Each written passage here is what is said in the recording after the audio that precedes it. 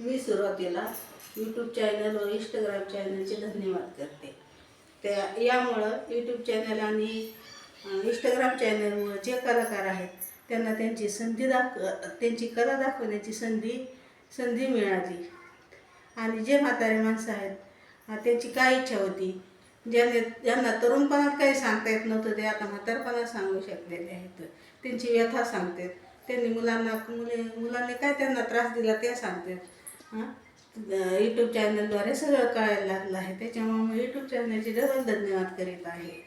आणि माझं एकच म्हणणं आहे, चांगले सबस्क्राईब करा, चांगले लाईक करा. आम्हाला चांगले सबस्क्राईब मिळतात, लाईक मिळतात, म्हणून आम्ही व्हिडिओ करीत आहे. ते आम्हाला काय, आमचे व्हिडिओ किती दिवस चालणार आहेत, आम्हाला येतंच काय. आम्ही उठातो, मोबाईलसमोर उभा राहतो, शेतात गेलं मोबाईलसमोर उभा राहतो. आम्ही का कुठं पार्लरमध्ये जातो आहे का शूटिंग करायला दुसऱ्या गावात जातो का, कोणी आम्हाला डोंगरावर शूटिंग करायला घेतं, तशातलं काहीच नाही. आम्ही किती दिवस व्हिडिओ करणार आहे.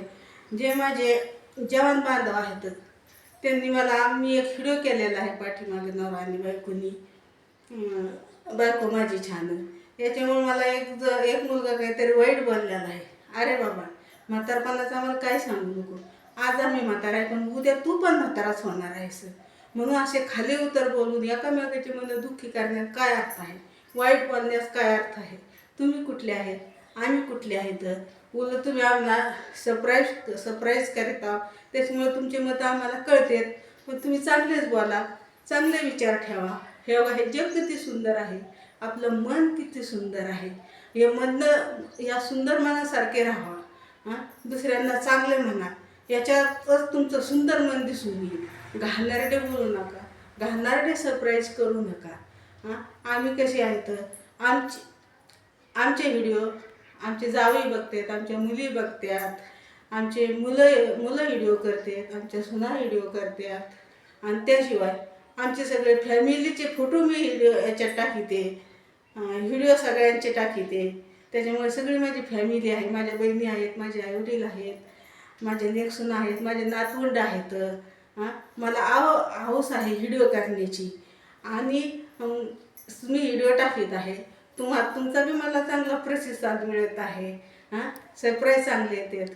एक जणांनी तर असं म्हणलेलं आहे मला, भाभी लोगों के मत सुनो, लोगों से मत डरो, तुम वीडियो बनाओ, तुम्हारे वीडियो ना हमको बहुत अच्छे लगते हैं, हम बार बार तुम्हारे वीडियो देखते, इसीलिए तुम लोगों को मत डरो, लोगों से मत ध्यान दो, तुम बस वीडियो बनाओ. इसीलिए हमको प्रोत्साहन आ गया और हमने फिर से वीडियो बनाना शुरू कर दिया है.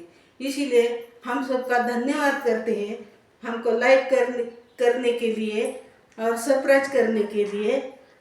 हमको अंग्रेजी भाषा समझ में नहीं आती, तुम हिंदी में और मराठी में बोला करो.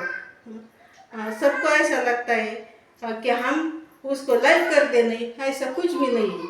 हम सबको लाइक करने वाले, जिन्होंने हमको लाइक किए हम उनसे भी लाइक करते. जो वीडियो हमको अच्छा लगा न लगा, फिर भी हम उसको लाइक करते. इसीलिए कुछ नहीं,